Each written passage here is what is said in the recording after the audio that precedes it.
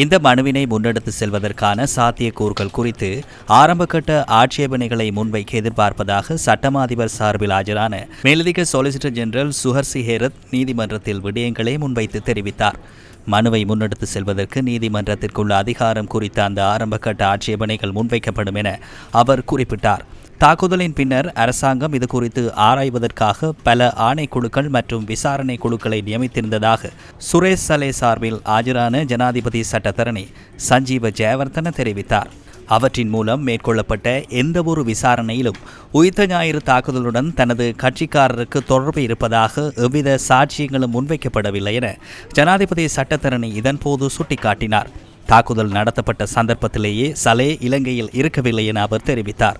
தனது சேவை பெறுநர் 2019ஆம் ஆண்டு ஜனவரி மாதம் முதல் நவம்பர் மாதம் 30ஆம் தேதி வரை இந்தியாவில் உள்ள தேசிய பாதுகாப்பு கல்லூரியில் பாதுகாப்பு பாடநெறியொன்றில் கலந்து கொண்டிருந்ததாக ஜனாதிபதி சட்டத்தரணி இதன்போது தெரிவித்தார்.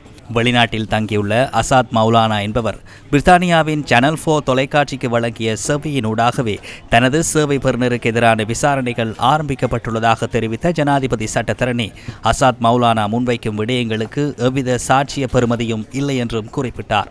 சுரேஷ் சலே இராணுவ புலனாய்வு பிரிவின் பிரதானியாக கடமையாற்றிய போது இலங்கையில் வளர்ந்து வந்த இஸ்லாமிய அடிப்படைவாதம் குறித்து தேசிய பாதுகாப்பு சபையிலும் விடயங்களை முன்வைத்ததாக குறிப்பிட்ட ஜனாதிபதி சட்டத்தரணி அது குறித்து விடுக்கப்பட்ட எச்சரிக்கைகள் தொடர்பில் எவ்வித கவனமும் செலுத்தப்படவில்லை என தெரிவித்தார். அதற்கு பதிலாக அதிகாரிகள் செய்திருப்பது செய்தியை கொண்டு வந்தவரை சுடுவது மாத்திரமே எனவும் ஜனாதிபதி சட்டத்தரணி சஞ்சீவ ஜெயவர்தன தெரிவித்தார். மேலதிக விடயங்களை முன்வைப்பதற்கான விசாரணையை ஜூன் 4ஆம் தேதி முன்னெடுக்க நீதிமன்றம் தீர்மானித்தது.